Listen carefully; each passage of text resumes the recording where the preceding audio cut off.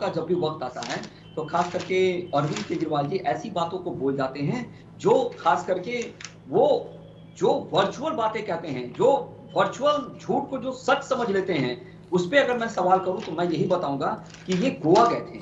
गोवा जब ये गए थे तो इन्होंने कहा था कि यहाँ तो भारतीय जनता पार्टी हार रही है और यहाँ मैं जीत रहा हूं और मेरी सरकार बन रही है। क्या हुआ गोवा में?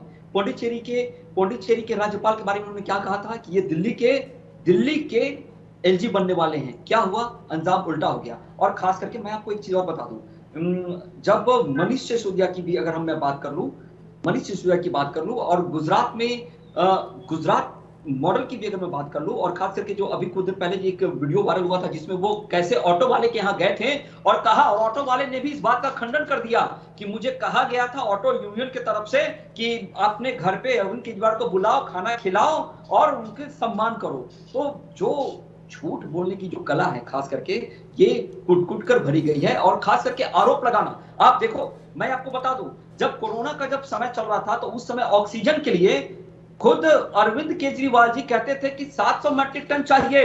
थोड़ी देर बाद उन्हीं के लोग कहते थे कि नहीं नहीं नहीं 910 चाहिए।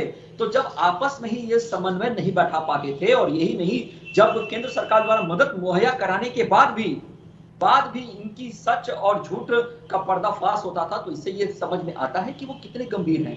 मैं एक बात आपको और बताना चाहूंगा कि आज जो अरविंद केजरीवाल जी जो कुर्सी के सामने बैठते हैं और जिस कुर्सी के पीछे जो दो तस्वीरें लगी रहती है, एक आपको बाबा भीमराव अंबेडकर की और शहीद भगत सिंह की। पता है, बाबा भीमराव अंबेडकर का वो फोटो तो लगाते हैं लेकिन बाबा भीमराव अंबेडकर के संविधान को नहीं मानते हैं।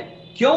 मैं बताता हूं। क्योंकि बाबा भीमराव अंबेडकर ने ही लिखा है कि दिल्ली के अंदर कोई भी कानून संसद बनाएगा और ये हर वक्त संसदीय कानून का विरोध करते हैं।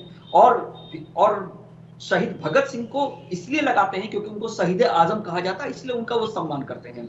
और जहां तक बात आरोप लगाने की ऊपर है तो मैं तो खंडन करता हूं। और अभी जो हमारे भाई एक बात कह रहे थे कि वो प्रदेश अध्यक्ष का वीडियो वायरल किया गया, मैं भी आपको बहुत सारे वीडियो वायरल करूंगा। करिए ना, किसने रोका है? हम जवाब देने के लिए प्रत्यक्ष और प्रत्यक्ष रूप से आपके सामने मौजूद होंगे और प्रत्यक्ष को प्रमाण की आवश्यकता नहीं होती है।